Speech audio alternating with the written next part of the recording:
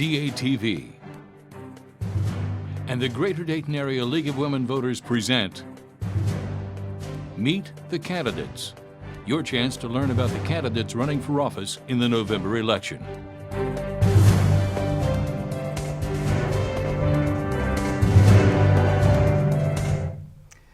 Hello there, I'm Sandy Williams with the League of Women Voters for the Greater Dayton Area.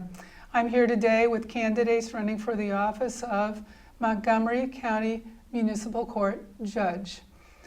The term begins January the 2nd of 2020. There are two candidates running for this office, and there is one open seat for this position. The candidates are Jim Purgis, okay, and Tamla Womack, okay. We're going to start our interviews by having the candidates tell us something about themselves and how it is that they came to run for this position. Now, Jim, do you mind if we start with you? Not at all, not at all. Hello, my name is Jim Purgis. I was honorably discharged from the military in 1977, and I came to law school at the University of Dayton. When I was honorably discharged, I received the Army's highest commendation, which is the Army Commendation Medal. I moved to Montgomery County that year, and I have been here ever since. I was an attorney since 1980 when I graduated from UD, and I passed the bar exam on the first attempt. I have been in the private practice of law. I was a prosecutor. I've also been a defense attorney on several occasions. For 24 years, I've been on the Montgomery County Municipal Court bench. 18 of those years was as a part-time judge, and the last 7 years have been as a full-time judge. I am a Democrat running for re-election in 2020, and I would appreciate your vote. Okay, thank you so much. Thank you. Okay, and Tamla, would you like to tell us a bit about yourself and how it is you came to run for this position? Yes, thank you. I would like the voters to know that I have over 20 years of legal experience. In 2008, I was appointed magistrate of Fairborn Municipal Court, where I preside over criminal, traffic, civil, small claims, and eviction hearings. In addition to my full-time job, I have also served in various leadership roles. I am committed to improving the justice system. In 2012, I was elected to the Board of Trustees for the Ohio Association of Magistrates. We collaborate with the Ohio Supreme Court Judicial College, planning education programs for magistrates throughout Ohio. I continue to serve in a leadership role with this organization. In 2015, I was president of the Greene County Bar Association. A year later, I was one of 2 magistrates appointed to the Ohio Supreme Court Judicial Conference Criminal Law and Procedure Committee. Our task was to review legislation and provide our input. I am running for judge for Montgomery County Municipal Court for an opportunity to make a difference in the community where my family and I live. Okay, thank you so much. Thank you. And since we're trading off who starts what, that leaves you with the first question, Tamla. Thank you. Okay, is it true that most people who come before a municipal court judge do not have legal counsel? And if so, how can they be assured of their rights under the law? So yes, I would say generally most people that come before me in municipal court do not have legal representation for civil matters. And recently in Cleveland, they passed a law that said that anybody that comes before the court for an eviction case, they would get appointed counsel. So I think there's a trend moving towards having more people represented. Mm-hmm. Now, it's the opposite with criminal and traffic matters. In these matters where people are facing possible jail time, it is they are able to have representation appointed through the Public Defender's Office. Okay. All right. Well, thank you so much. Thank you. Thank you. And I'm going to restate that question, Jim. Okay. So, is it true that most people who come before the municipal court judge do not have legal representation, legal counsel? And if so, how can they be assured of their rights under the law? Well, I think it's important to understand how a criminal case starts, how a municipal court case starts. In the criminal justice system, starts with an arraignment. And in most cases, people come before the court and they at that point are not represented at that point.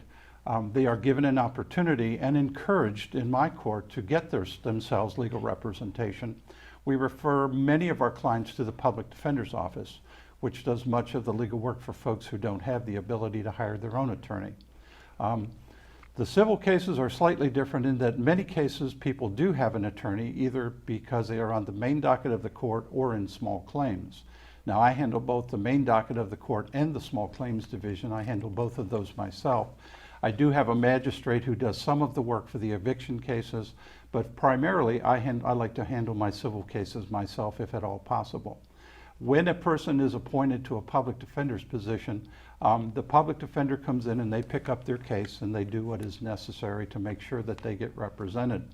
I think the important thing to remember is how can people assure that themselves that they will get represented, and what can we do about that? I think you do what I do in my courtroom. What I do is I make sure that everybody understands what the rights of their attorney is, what they need to have an attorney, and that they have a legal right to an attorney. And I make sure that they have every opportunity to seek out the help of the public defender's office. So I think if you take a proactive stance as a judge, I think you can make sure that people do have the ability to get themselves represented to make sure that their rights are protected. Okay, thank you. You're welcome. And we're going to start with you on the second question as Okay. well. How do you define injustice? And how will you work to ensure equality for people of all backgrounds in your courtroom? Well, I've been doing it for 24 years, and the way you ensure justice in your courtroom is you understand that everyone that comes into your courtroom is clothed in the mantle of innocence. That means everybody comes in not accused, not convicted of anything at that point. What you have to understand is that when people come to you, they're nervous. Many of them haven't been there before. Those that have been there before know that there may be adverse consequences. And as a result of that, they are in somewhat of an anxious state. What I do with them is I make sure that they do understand what all of their rights are. I must say I do a good job of going over their constitutional rights, and I keep going over them until they understand what they are. But everyone that comes in front of me is innocent until proven guilty. Everyone is given the opportunity to have a full hearing and make sure that everything that they need to present to the court is presented.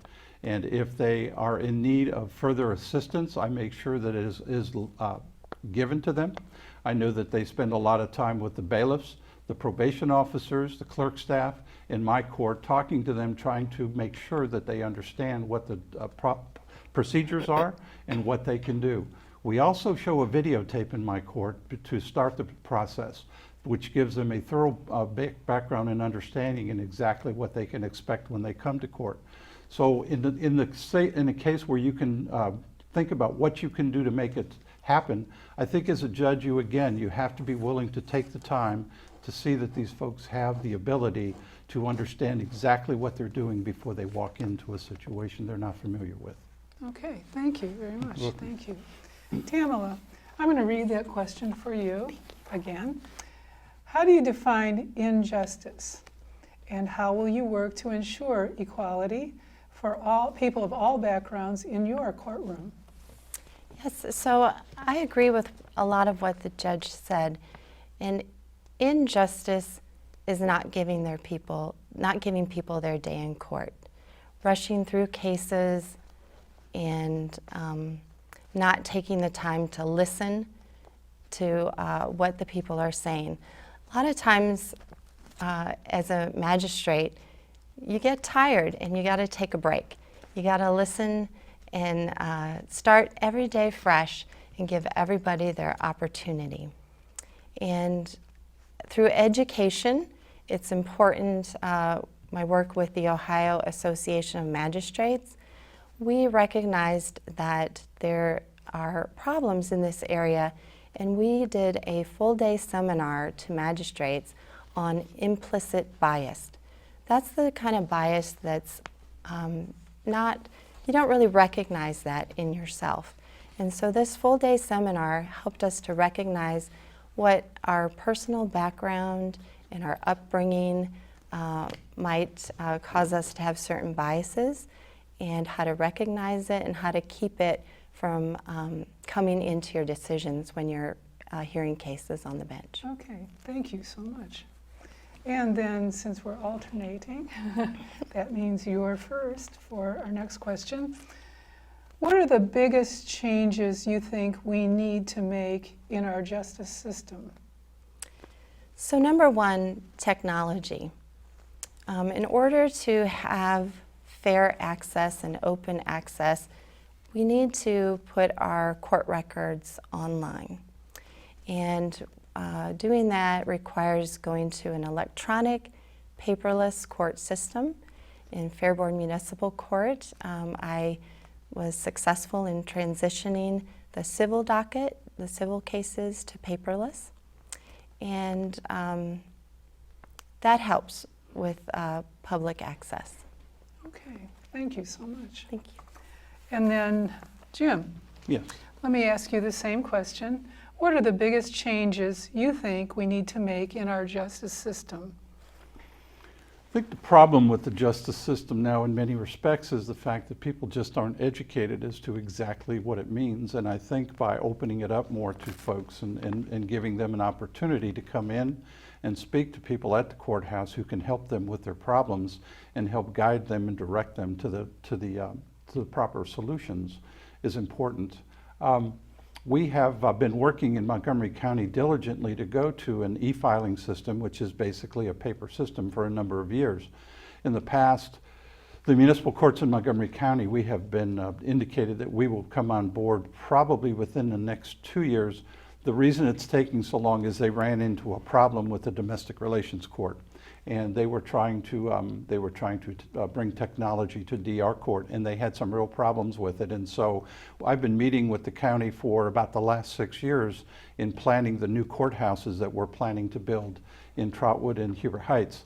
And that's one of the things that we're working on very diligently, is to make sure that when those courthouses come online, that they will be technologically superior to anything that's in the state today.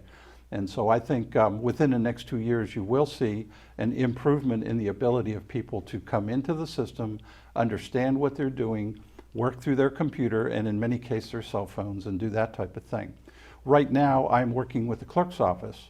We are sending out text messages to, we are working on a program to send out text messages to people who have to come to court, so that they realize that they have court tomorrow, which would cut down on the number of warrants, it would cut down on the amount of paperwork, and would certainly cut down on the number of people who may have to go to jail because they missed a court date. Okay, thank you so much. Thank you. In closing, we'd like to provide each candidate with time for a closing statement. So can we start with you again, Jim? Sure. Yes, ma'am. Thank you. In my 39 years of practicing law, I've been a prosecutor and a defense attorney. I've got 24 years of experience as a judge.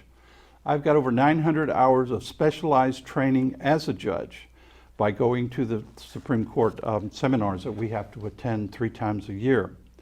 For 6 years, I've worked to keep the courts in the communities that they service. There was thoughts that we would move everything to downtown Dayton and that folks would have to travel to Dayton for their court dates. 6 years ago, I began a program. We were successful so far in keeping that program in existence. There, as far as we are right now, there will be a courthouse in Trotwood. There'll also be a courthouse in Huber Heights. I think I'm pretty proud of the fact that I've been able to work with the county in order to see that that would happen. Okay. All Thank right. you. And then, Tamara, Yes. would you like to issue a closing statement Yes. as well? In closing, I would like to say that this is my first time running for office, and I'm learning as I'm going. I'm running as an independent.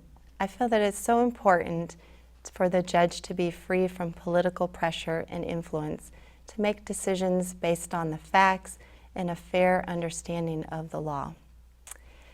And one of the things that I have learned through this process is that you don't do a campaign on your own. So I would like to thank my family and my friends for their support and their encouragement. And thank you to all the people that opened their door to me and took time to listen and sign my petition to make this an opportunity for me.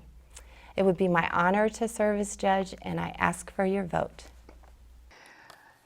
And thank you both for participating today. I really appreciate it, and good luck in your campaigns. Thank you so much for your time. The League of Women Voters encourages all candidates to run an issues-based campaign. Our goal is to educate the voting public and strengthen our elective political process. We encourage everyone to vote on Tuesday, November the 5th. The ever-popular League Voters Guide will be available in libraries and at your doorstep the week of October the 14th. Whether you vote early or absentee or at the polls, it's your vote that matters, and your vote is what makes democracy work. Thank you so much from the League.